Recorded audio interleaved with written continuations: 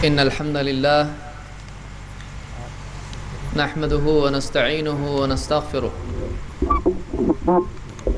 ونعوذ بالله من شرور أنفسنا ومن سيئات أعمالنا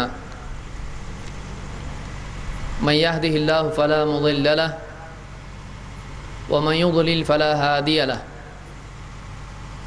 وأشهد أن لا إله إلا الله وحده لا شريك له وأشهد أن محمدًا عبده ورسوله أما بعد فإن خير الحديث كتاب الله وخير الهدي هدي محمد صلى الله عليه وسلم وشر الأمور محدثاتها وكل محدثة بدعة وكل بدعة ضلالة وكل ضلالة في النار. قال سبحانه وتعالى قل إن كنتم تحبون الله فاتبعوني يحببكم الله ويغفر لكم ذنوبكم والله غفور رحيم. قل أطيعوا الله والرسول فإن تولوا فإن الله لا يحب الكافرين. میرے محترم بھائیوں اور میری محترم ماں اور بہنوں، اس مبارک مجلس میں آج ہم سب جمع ہیں اور اللہ اور اس کے رسول کے پیغام اور اللہ کے دین کی بات سننے کی نیت سے ہم یہاں پر جمع ہیں اور اپنے گھروں سے اپنے آرام کو ترک کر کے آج ہم یہاں پر آئے ہیں. ہمارا یہ آنا، ہمارا یہ چلنا، یہاں پر بیٹھنا، یہ خود ہماری نجات کے لیے ایک بہت اہم چیز ہے.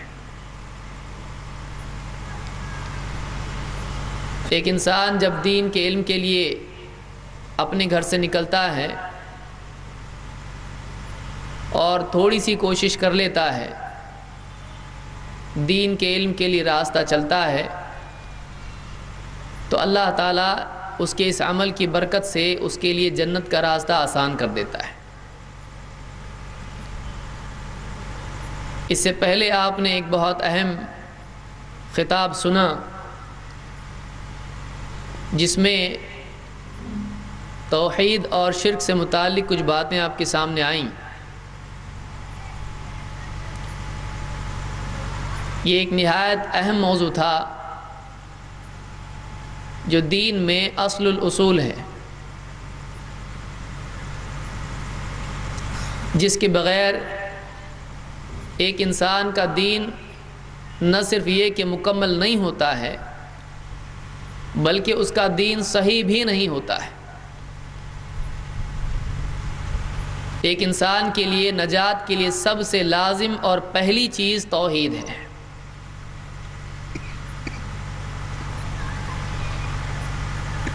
توحید کے بعد اور توحید کے ساتھ ایک دوسری اہم چیز ہے کہ اگر آدمی کی زندگی میں وہ چیز نہ ہو تو محض توحید اس کے لیے کافی نہیں ہوتی ہے.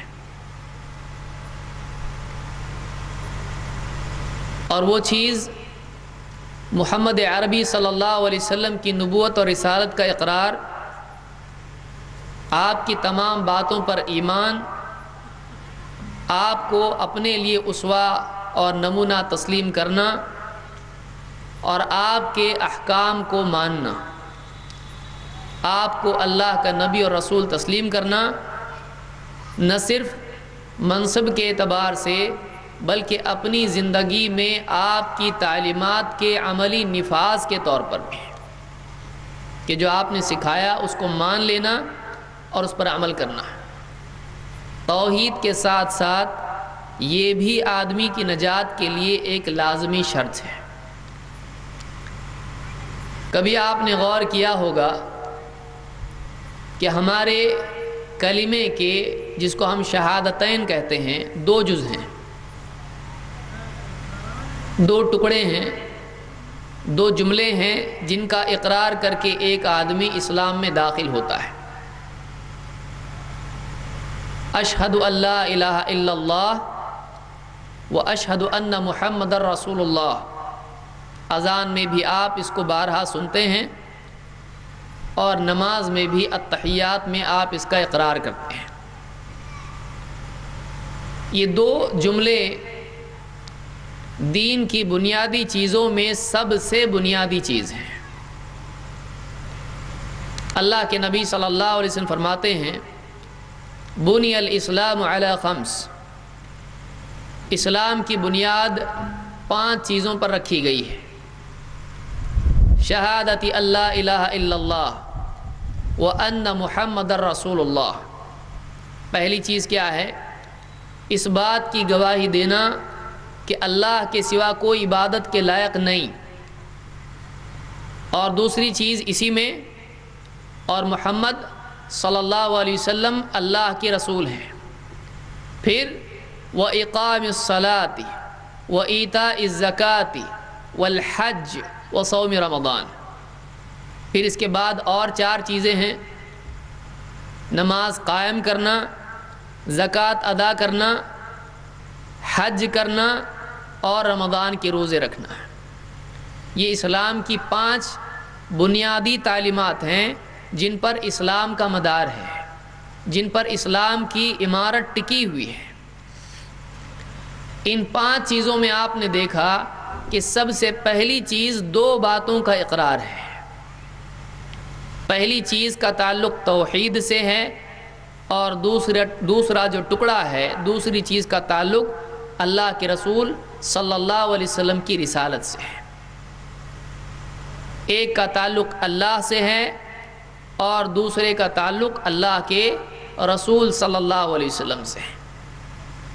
इस्लाम की निहायत बुनियादी तालीम है कि एक आदमी जहाँ तौहीद का इकरार करे, वहीं मुहम्मद अरबी सल्लल्लाहु अलैहि वसल्लम की नबूवत और रिसालत का इकरार करे।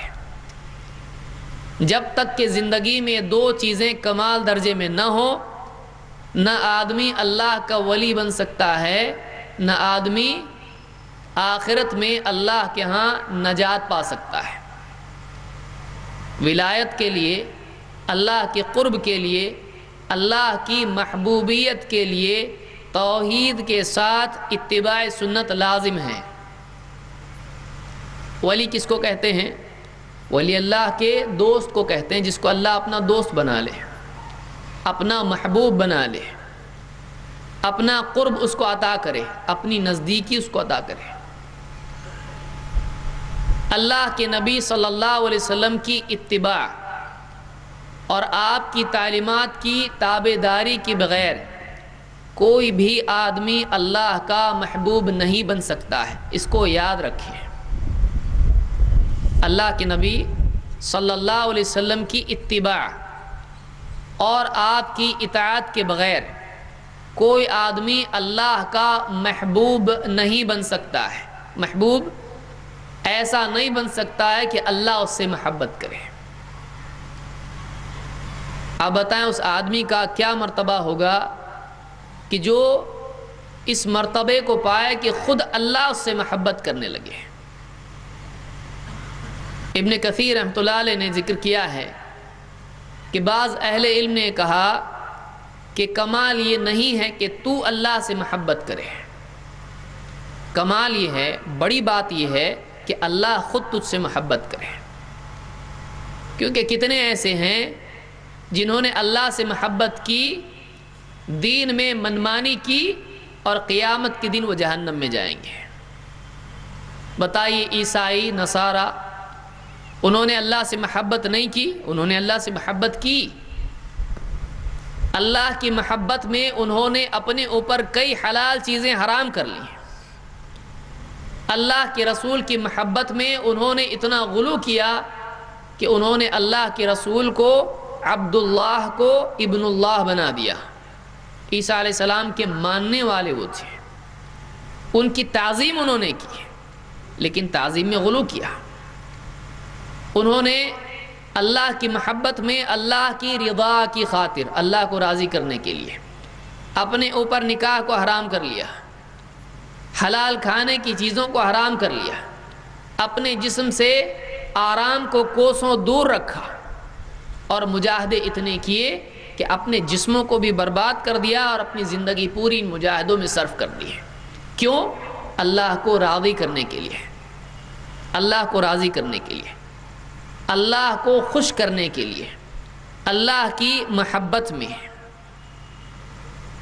لیکن آخرت میں کیا ہوگا؟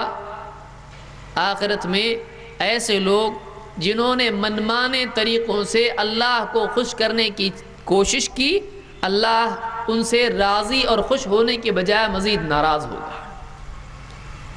کیوں؟ اس لیے کہ اللہ کو راضی کرنے کا طریقہ منمانی نہیں ہے۔ اللہ کو راضی کرنے کا واحد طریقہ یہ ہے کہ اللہ کی رضا کی اتباع کی جائے۔ اللہ کو راضی کرنا ہے تو اللہ کی مرضی کے تابع ہونا پڑے گا۔ اللہ تعالیٰ کسی کو محبوب بنائے، یہ بہت اونچی چیز ہے، ورنہ اللہ سے محبت کرنے والے کتنے ہیں۔ اللہ سے محبت کرنا، بادشاہ سے کوئی محبت کرے تو سبھی کرتے ہیں، سبھی چاہتے ہیں کہ اس کا قرب ملے، لیکن بادشاہ خود کسی سے محبت کرتا ہو، یہ بڑی بات ہے۔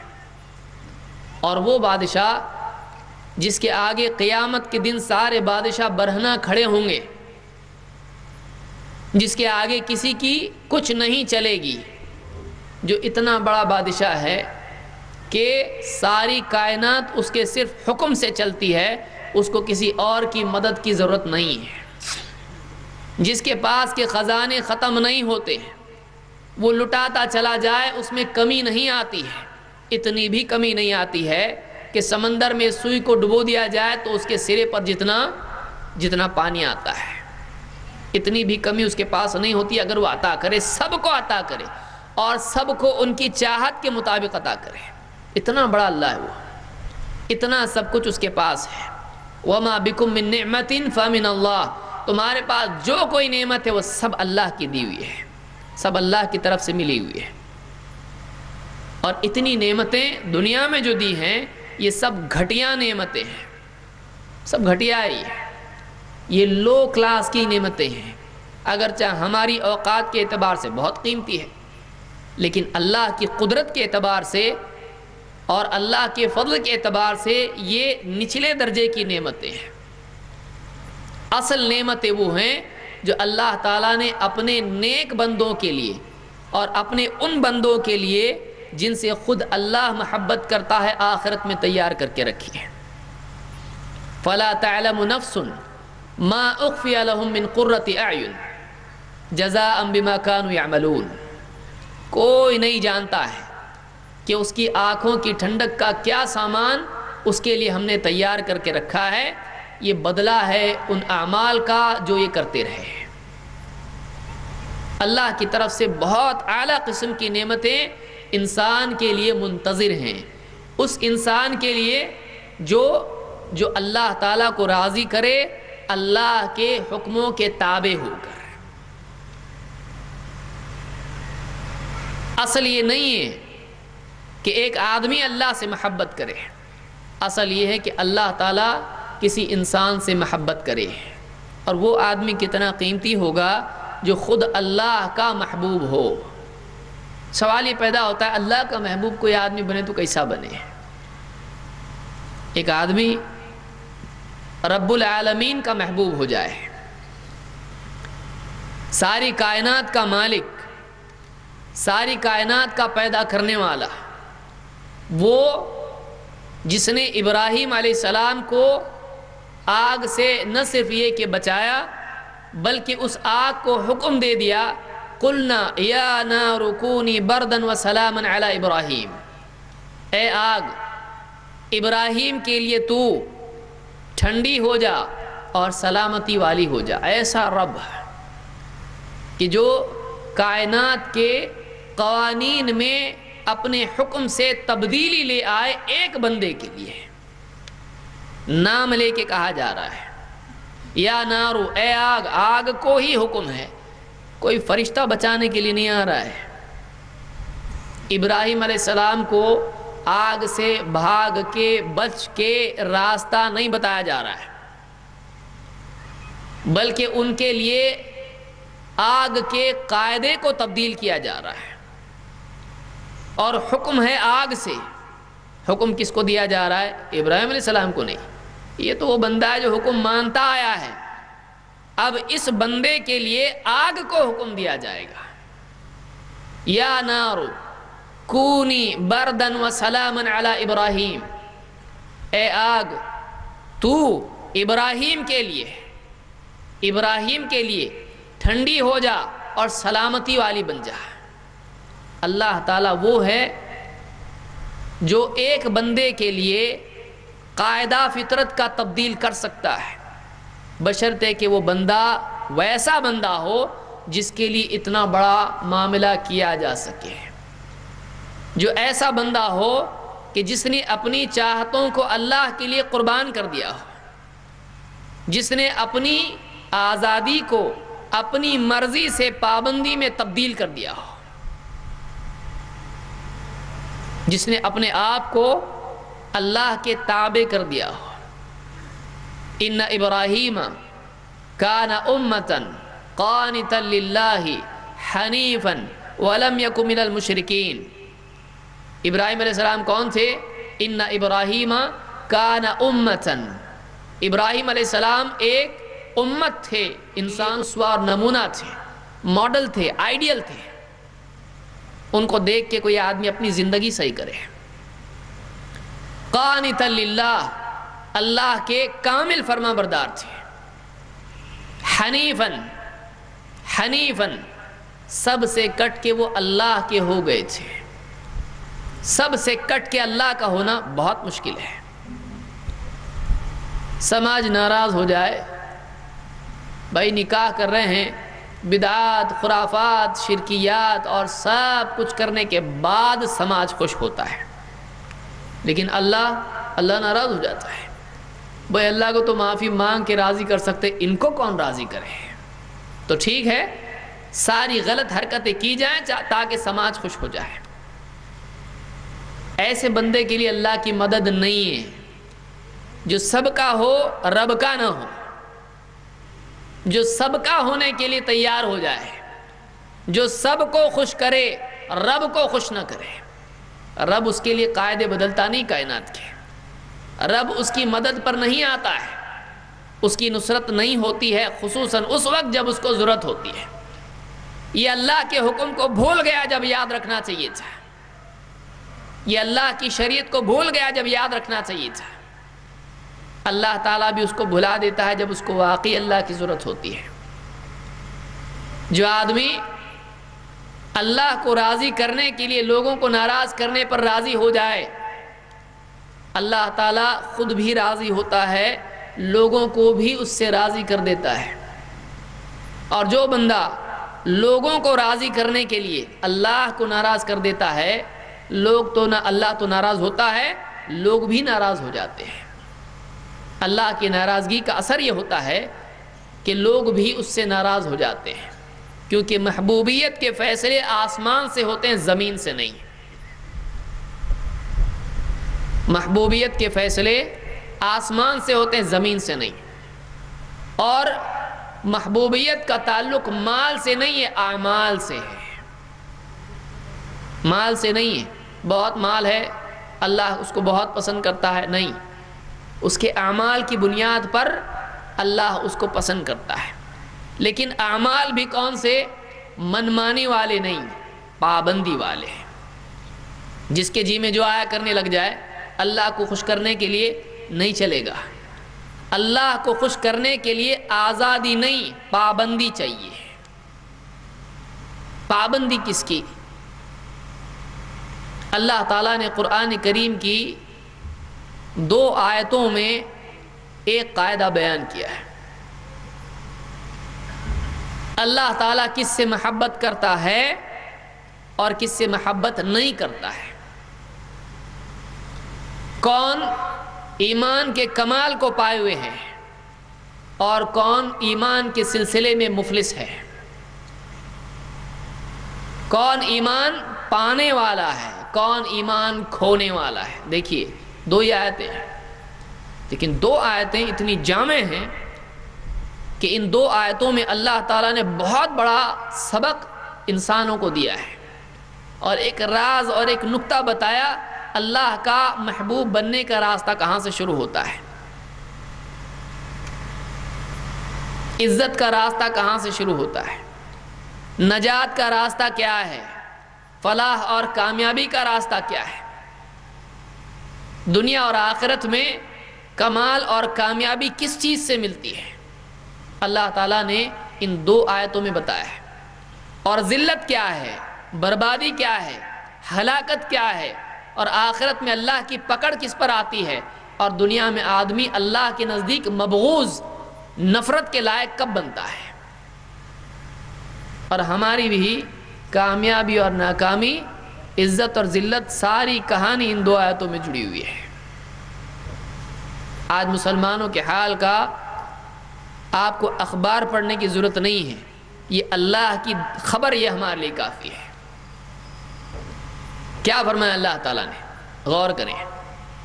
اللہ تعالیٰ فرماتا ہے قل، اے نبی آپ کہیے، ان کنتم تحبون اللہ، اگر تم اللہ تعالیٰ سے محبت کرتے ہو، فاتبعونی، اے نبی آپ کہو میری اتباع کرو، میری پیروی کرو، میری سنت کے تابع ہو، میرے طریقے پر چلو۔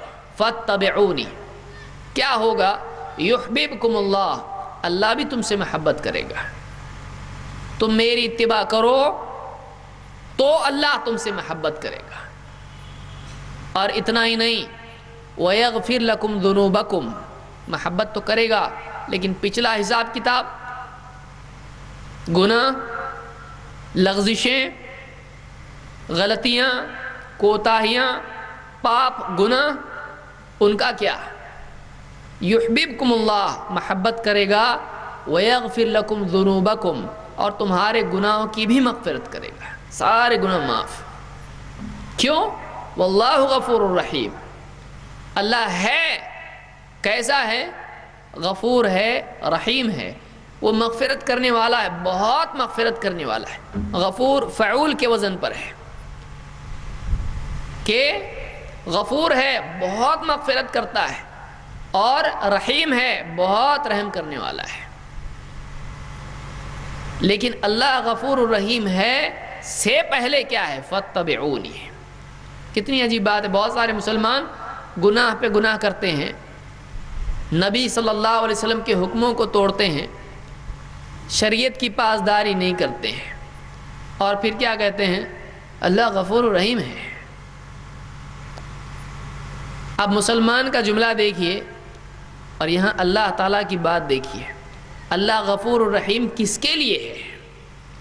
اللہ کے غفور الرحیم ہونے کا جملہ جب آ رہا ہے تو اس سے پہلے بھی تو کچھ آ رہا ہے۔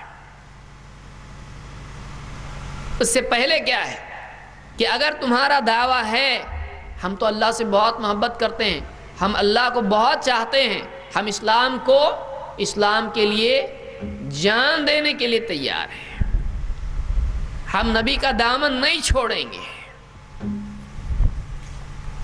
کتنے لوگ ہیں وہ دین کے لیے، اللہ کے لیے، نبی کے لیے جان دینے کے لیے تیار ہیں، لیکن اللہ اور اس کے رسول کی بات پر دھیان دینے کے لیے تیار نہیں ہے کہ نہیں؟ عجیب بات، صبح سے لے کر شام تک کاروبار میں لگا ہوا ہے، اللہ اور اس کے رسول کی بات کا کوئی لحاظ نہیں، نہ عبادات میں نہ تجارت میں، گھر میں ہے معاشرتی آداب ہیں، حجاب ہے، پردہ ہے، کھانے پینے کے معاملات ہیں، حلال و حرام کی تقسیم ہے، لباس کے سلسلے میں پردے کے مسائل ہیں، کوئی پرواہ اس کو نہیں ہے۔ شریعت صرف مولویوں کے لیے ہے، ہم تو بس گناہگار ہیں بھائی، ہم اللہ پر بھروسہ رکھتے ہیں، اللہ غفور و رحیم ہے۔ شریعت کس کے لیے ہے؟ دین کس کے لیے ہے؟ نبی کو کیوں بھیجا گیا ہے؟ قرآن کیوں نازل کیا گیا ہے؟ کس کے لیے ہے؟ یہی وجہ ہے کہ اللہ کے دین کو، اللہ کی شریعت کو، اللہ اور اس کے رسول کی بات کو پیٹھ پیچھے ڈال دینے کی وجہ سے بھلاوے میں ڈال دینے کی وجہ سے آج مسلمان بھی ذلت کے گڑھے میں پڑا ہوا ہے۔ اگر یہ اللہ کے دین کی قدر کرتا، اللہ کے ہاں یہ قدر کے لائق بنتا۔ اس نے اللہ کے دین کی قدر نہیں کی، اللہ کے فرمان کی قدر نہیں کی، محمد رسول اللہ صلی اللہ علیہ وسلم کی تعلیمات پر دھیان نہیں دیا، ان کی قدر نہیں کی، اللہ کے ہاں بھی یہ قدر کے لائق نہیں رہا، ذلت کے گڑھے میں ڈال دیا گیا ہے۔ قُلْ إِن كُنْتُمْ تُحِبُّونَ اللَّهَ فَاتَّبِعُونِي، اے نبی آپ ان سے کہہ دو کہ اگر تم اللہ سے محبت کرتے ہو تو میری پیروی کرو، میری اتباع کرو۔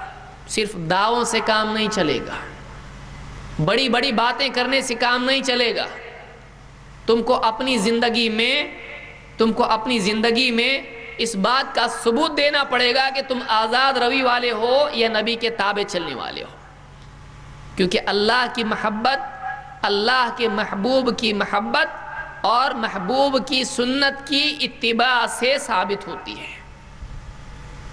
یاد رہے گا، اللہ کی محبت کا ثبوت کیا ہے؟ کہ اللہ کے نبی صلی اللہ علیہ وسلم سے محبت ہو، نہ صرف آپ کی ذات سے بلکہ آپ کی بات اور آپ کے اعمال اور آپ کی سنت سے محبت ہونا چاہیے۔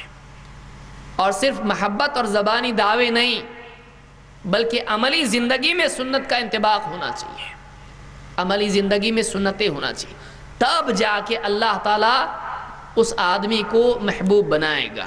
یحببکم اللہ، اللہ پھر تم سے محبت کرے گا۔ تمہاری زندگی میں سنت تو آئے۔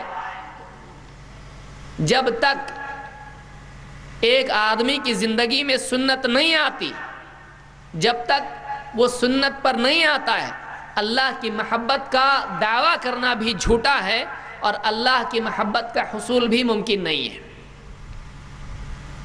جب تک زندگی میں سنت نہیں ہو، اللہ کی محبت کا دعویٰ جھوٹا ہے۔ اس آیت کے مطابق اگر محبت کرتے ہو اللہ سے، نبی کی اتباع کرو۔ اگر اللہ کی محبت چاہیے، نبی کی اتباع کرو۔ کون نہیں چاہتا اللہ کا محبوب بننا؟ لیکن اللہ کا محبوب بننا صرف تمناؤں سے نہیں ہوتا ہے، بلکہ اللہ کے محبوب نبی کریم صلی اللہ علیہ وسلم کی اتباع سے یہ چیز حاصل ہوتی ہے۔ اس بات کو اچھی طرح سے سمجھ لیں۔ کھانے پینے، اٹھنے بیٹھنے، سوتے جاگنے اور زندگی کے تمام معاملات، تجارت اور شرعی آداب اور سارے معاملات کے اندر، چاہے مرد ہو عورت ہو، نکاح ہو، جنازہ ہو، مسجد ہو، بازار ہو، گھر ہو، ہر اعتبار سے، چھوٹے بڑے تمام کے اعتبار سے، گھر کے اندر جب تک نبی کریم صلی اللہ علیہ وسلم کی سنتیں اس گھر میں نہیں آئیں گی، تب تک کہ وہ گھر اللہ کے نزدیک محبوب نہیں بنے گا۔ اس گھر کے افراد اللہ کے نزدیک محبوب نہیں بنیں گے۔ پھر چاہے آدمی جتنا کچھ کر لے، اس گھر میں خیر و برکت نہیں آئے گی۔ گھر میں سنتیں آنا چاہیے۔ اس لیے آپ دیکھیے اللہ کے نبی صلی اللہ علیہ وسلم نے انس ابن مالک رضی اللہ عنہ سے کہا کہ تو جب گھر میں جائے، گھر والوں کو سلام کر، یہ تیرا سلام کرنا گھر میں برکت کا ذریعہ ہے، خیر کا ذریعہ ہے۔ ہمارے گھروں میں آج چھوٹی چھوٹی چیزیں ہیں، چھوٹی سے لے کے بڑی، ایک ایک کر کے اللہ کے نبی صلی اللہ علیہ وسلم کی سنتیں گھروں سے نکلتی چلی جا رہی ہیں۔ وہی بچے جو کل سلام کر کے آتے جاتے تھے، کانوینٹ اسکول میں جا رہا ہے، hello how do you do کر رہا ہے، بائے بائے کر رہا ہے، اور ماں باپ خوش ہیں، میرا بچہ انگلش بول رہا ہے۔ بائے بائے بولنے سے انگلش آتی ہے۔ اب بتائیے، انگلش آ رہی ہے، زندگی میں انگلش آ رہی ہے، زندگی سے سنتیں نکلتی جا رہی ہیں۔ کتنے لوگ ہیں گھر میں جاتے وقت سلام کرتے ہیں، کتنے لوگ ہیں جو گھر سے جاتے وقت سلام کرتے ہیں۔ یہ چھوٹی ایک مثال دے رہا ہوں میں، باقی چیزیں اگر تفصیل نکالی جائے، سارا معاملہ ادھیڑا جائے تو آپ دیکھیے کتنی چیزیں ہیں۔ کتنے لوگ ہیں جو کھانے سے پہلے بسم اللہ کہتے ہیں، شیطان کو شریک کر لیتے ہیں۔ سنت نہیں، یہ تو واجب ہے۔ کتنے لوگ ہیں جو کھانے کے بعد وہ دعا پڑھتے ہیں جس سے شکر ظاہر ہوتا ہے، اللہ تعالیٰ کی نعمت کا احساس پیدا کرتے ہیں۔ یہ میں چھوٹی چیزیں بتا رہا ہوں جو عام آدمی کر سکتا ہے۔ کتنے لوگ ہیں جو بیوی سے صحبت کرتے وقت وہ دعا پڑھتے ہیں جو اس میں ہے، بہت شرم کی بات ہے، لیکن کتنے لوگ ہیں جو اس کو یاد رکھتے ہیں۔ مجاہد کہتے ہیں شیطان بھی ساتھ ہو جاتا ہے۔ کس کو احساس ہے؟ کس کو احساس ہے؟ بچہ اگر حمل ٹھہر جائے، اللہ کے نبی صلی اللہ علیہ وسلم فرماتے اگر وہ دعا پڑھ لے، بسم اللہ اللہم جنبنا الشیطان وجنب الشیطان ما رزقتنا، یہ دعا پڑھ لے، شیطان اس بچے کو نقصان نہیں پہنچائے گا اگر حمل ٹھہرتا ہے تو۔ کون خیال رکھتا ہے اس کا؟ کہاں حجاب ہے عورتوں کا؟ فیشن کے نام پر آج رشتوں کی وجہ سے کہ بچی کو رشتہ نہیں ملے گا، کوئی دیکھے تو صحیح ہماری بچی کو، آج حجاب مسلم معاشرے سے نکل رہا ہے۔ عجیب بات یہ کہ مغربی ممالک میں جہاں حجاب پر پابندی لگائی جا رہی ہے، وہاں کی خواتین اس کے خلاف احتجاج کر رہی ہیں کہ ہم کو چاہیے حجاب، اور یہ ہمارا ملک ہے جہاں پر حجاب کے سلسلے میں کوئی پابندی نہیں ہے۔ لیکن آج کتنی مسلمان خواتین ہیں جن کو حجاب میں کوئی مسئلہ نہیں ہے، بلکہ بعض اوقات شوہر کہتا ہے حجاب کر، بولتی نہیں کرنا ہے مجھ کو، میری زینت کون دیکھے گا، میری خوبصورتی تو چھپ جائے گی، اتنے مہنگے زیورات میرے، اس کو دیکھے گا کون؟ آپ بتائیے کہاں جا رہا ہے ہمارا معاشرہ؟ کہاں جا رہا ہے وہ معاشرہ جس کے بارے میں اللہ تعالیٰ نے فرمایا، وہ امت جس کے بارے میں کہا کنتم خیر امت اخرجت للناس، تو بہترین امت ہو جو لوگوں کے لیے نکالی گئی ہے، جن کا مقام یہ تھا کہ دوسروں کی ہدایت کے لیے یہ ذریعہ تھے۔ آج خود اتنی گمراہی میں پڑے ہوئے ہیں کہ دوسرے ان کو دیکھ کے دین سے دور ہو رہے ہیں۔ یہ ان کا دین، یہ ایسے تو دین کتنا خطرناک ہوگا، دین کتنا برا ہوگا، مسلمان ایسا۔ آپ بتائیے کہاں مسلمان ہے؟ ایک وہ دور تھا کہ جس میں اگر کسی قیدی کو مسجد میں لا کے کھمبے سے پلر سے باندھ دیا جائے، 2-3 دن میں اس کے دل کی دنیا بدل جاتی تھی۔ اسلام کا دشمن، اسلام سے اور نبی سے نفرت کرنے والا آدمی اسلامی معاشرے کو دیکھ کر اتنا متاثر ہوتا تھا کہ وہ جا کے خود آزاد کرنے کے بعد غسل کر کے واپس آتا تھا اور کلمہ پڑھتا تھا۔ ایک وہ بھی دور تھا، اور ایک یہ دور ہے کہ آج ایک غیر مسلم مسلمانوں کو دیکھ کے، ان کی معاشرت کو دیکھ کے، ان کی زندگی کے حالات کو دیکھ کے، ایک پڑوسی مسلمان کا پڑوسی اگر غیر مسلم ہے بدظن ہو جاتا ہے، اس کے گھر، اس کی گالیاں، اس کی گندگی، اس کے سارے معاملات کو دیکھ کے۔ جب زندگی سے نبی کریم صلی اللہ علیہ وسلم کی سنتیں نکل جائیں گی، اس زندگی سے خیر نکل جائے گی۔ جس معاشرے سے اللہ کا دین نکل جائے گا، نبی کا فرمان نکل جائے گا، اللہ تعالیٰ کی شریعت نکل جائے گی، وہ معاشرہ گندگی سے زیادہ گندا ہے۔ اللہ تعالیٰ کی محبوبیت کے لیے بنیاد ہے یہ کہ ایک آدمی کی زندگی میں محمد عربی صلی اللہ علیہ وسلم کی سنت آ جائے۔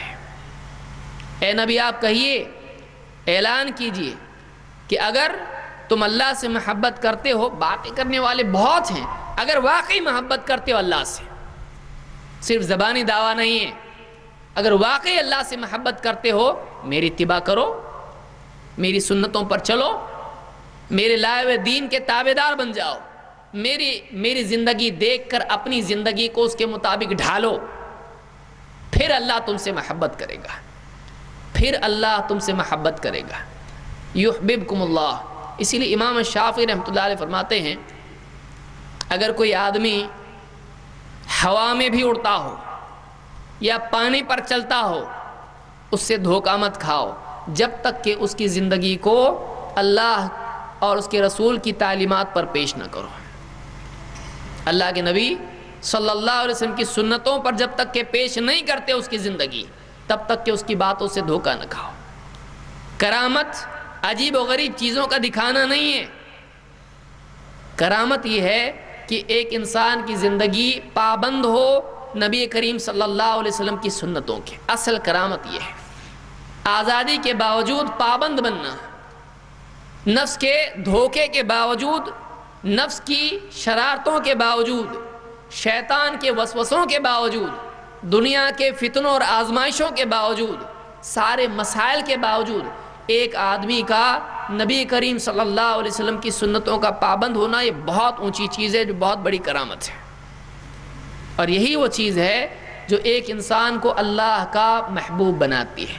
چھوٹی چھوٹی چیزیں ہیں، ہم شروع تو کریں، اپنے گھر کی عمارت اینٹوں سے زیادہ اس کی فکر کریں کہ وہ تقوی پر اور اتباع پر اور کتاب اللہ و سنت رسول اللہ صلی اللہ علیہ وسلم پر اس کی عمارت ہو۔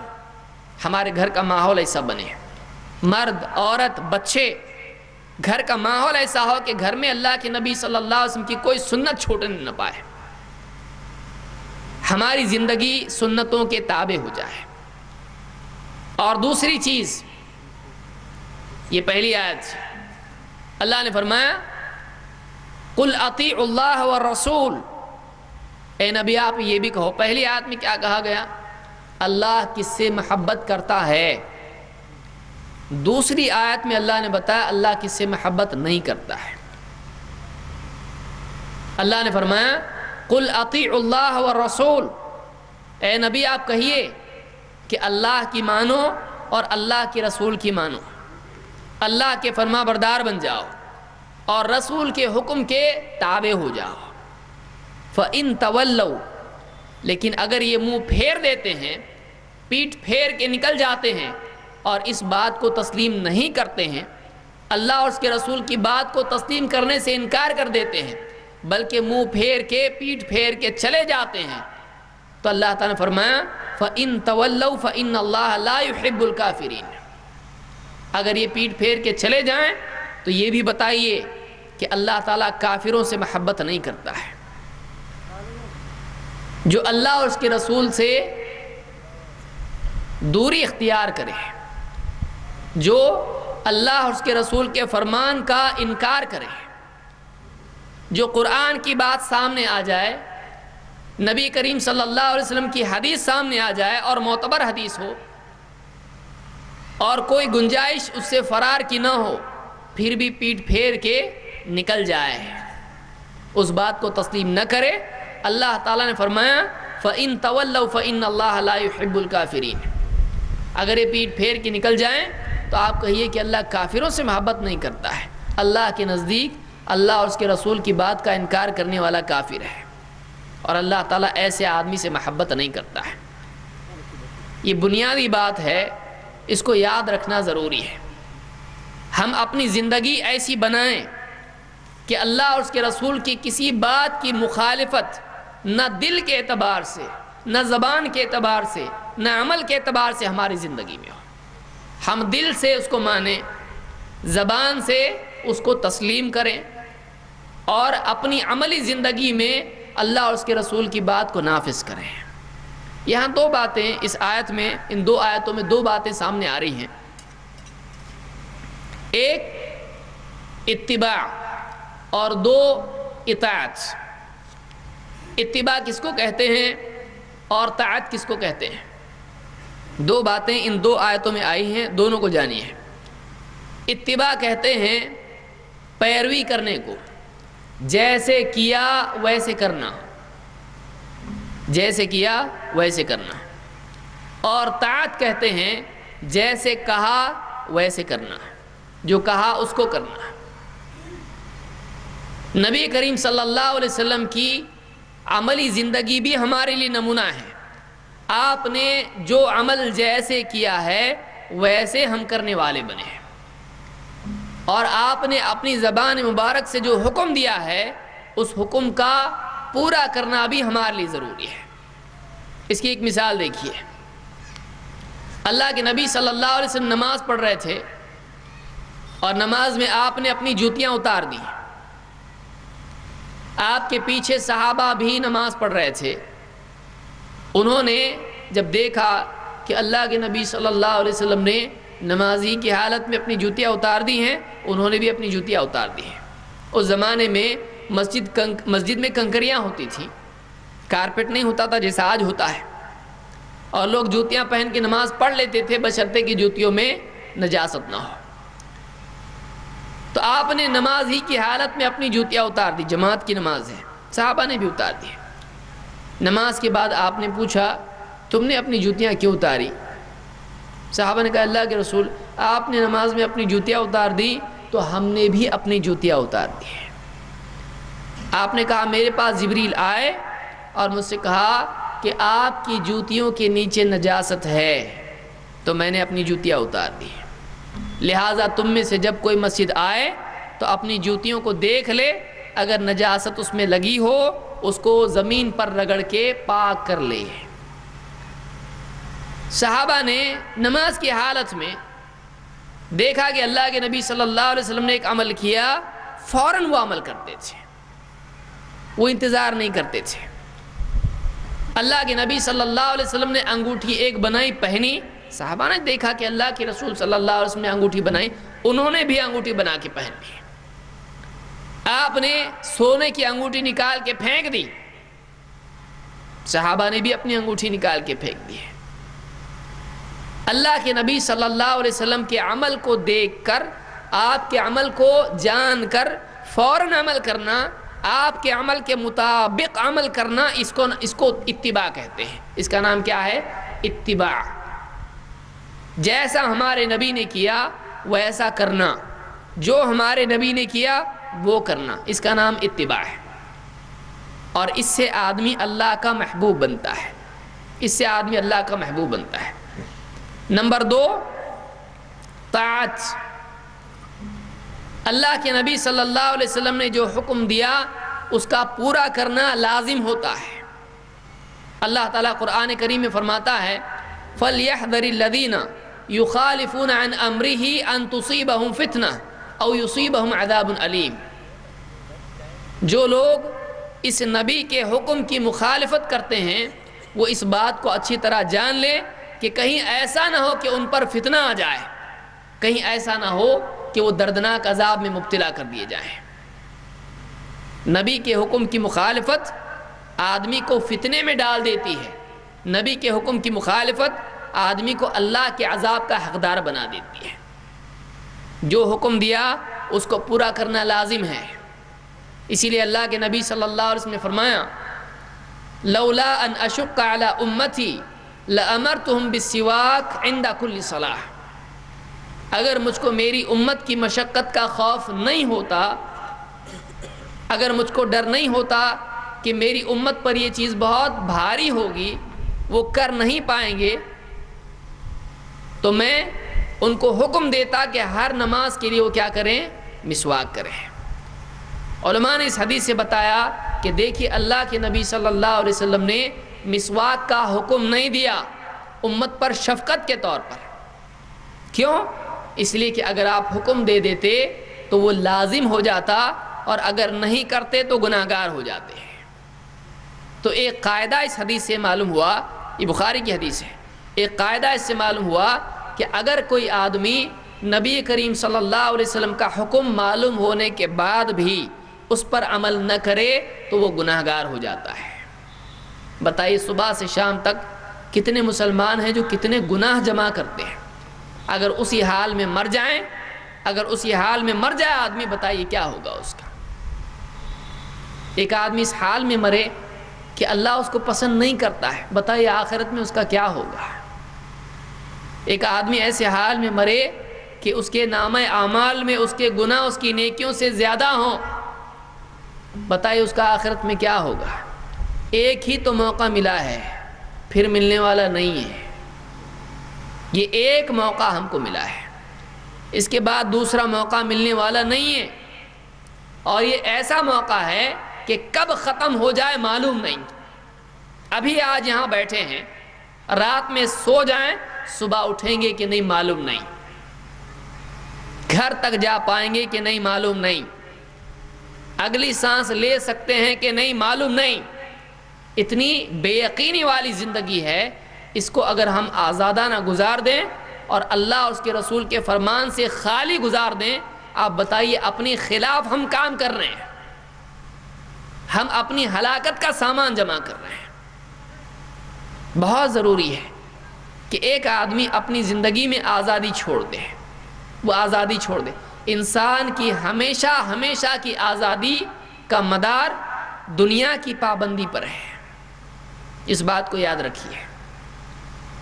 اگر آپ چاہتے ہیں کہ آپ کو ایک ایسی دنیا میں آزاد چھوڑ دیا جائے جہاں بہت ساری نعمتیں ہیں، اعلیٰ ترین نعمتیں ہیں، سب کچھ وہاں پر ہے، کوئی روک ٹوک نہ ہو، کوئی آپ کا ہاتھ پکڑنے والا نہ ہو، کوئی آپ کو پیچھے کھینچنے والا نہ ہو، کوئی آپ کے آڑے آنے والا نہ ہو، جو چاہے پہنیں، جو چاہے کھائیں، جو جہاں چاہے گھومیں، جو چاہے سواری آپ کی ہو، بڑے بڑے محل ہوں اور ساری نعمتیں ہوں، کوئی آپ کو منع کرنے والا نہ ہو، اس کے لیے کچھ دینا نہ پڑے، مل جائے، چاہت پر ملنے لگے۔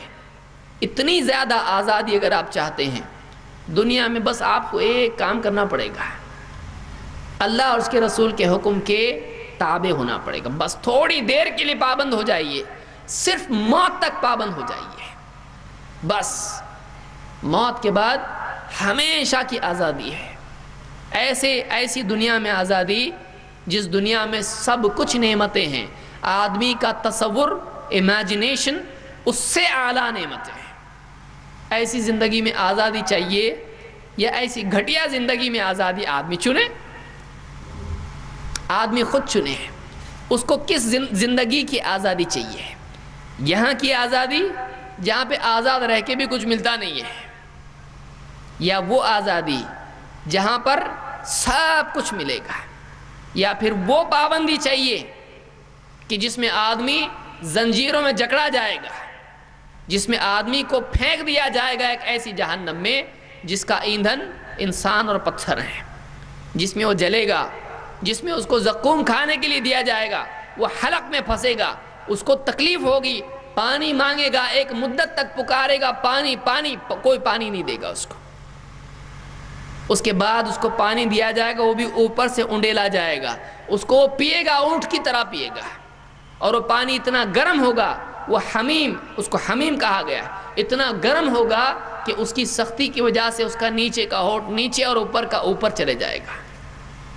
ایسی زندگی چاہیے پابندی والی، مجرمانہ، قید خانے کی، یا پھر ایسی زندگی چاہیے کہ جس میں انسان کو خادم آگے پیچھے پھرتے رہیں اور اس کے پاس عجیب عجیب اللہ کی نعمتیں لا اور کہے کھاؤ اس کو، پیو اس کو، لو یہ تمہارے لیے، یہ اللہ کی طرف سے انعام ہے، سلام قولا من رب الرحیم، اللہ کی طرف سے بھی سلامتی کا اعلان ہو ان کے لیے۔ کتنی اعلیٰ اور عمدہ زندگی کیسے ملے گی؟ یہ پابندی سے ملے گی۔ کس کی پابندی؟ نفس کی پابندی، سماج کی پابندی، کس کی پابندی؟ پابندی اللہ اور اس کے رسول کے فرمان کی۔ تھوڑا سا وقت ہے، آج نہیں تو کل ختم ہونے والا ہے، ہمارا ٹائمر لگ چکا ہے، ہمارا ٹائمر، ایک ٹائم ہے ہمارا اور ہماری گنتی الٹی چل رہی ہے، کب کس کا وقت ختم ہو جائے اور دنیا سے چلا جائے اس کو معلوم نہیں۔ اس مجمع میں جتنے لوگ بیٹھے ہیں ایک بھی آدمی نہیں بتا سکتا ہے میری موت کب ہے، ہر ایک اپنی موت کو نہیں جانتا ہے، اس لیے بے فکر ہونے کی چیز یہ نہیں ہے، کل کو جانا ہے، لیکن اگر وہاں ہم خالی ہاتھ چلے گئے، وہاں گناہوں کے ساتھ چلے گئے، پچھتانے کے سوا اور کچھ ہاتھ نہیں آئے گا، اور ذلت کے سوا کچھ ہاتھ نہیں آئے گا۔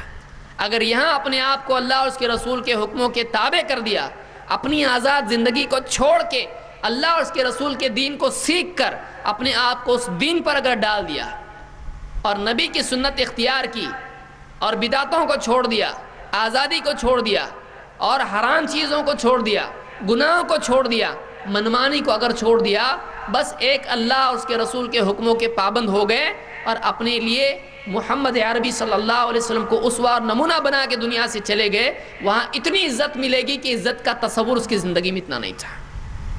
دنیا کے سارے عہدے اس کے سامنے ہیچ ہے، اس کی جوتی میں ہے،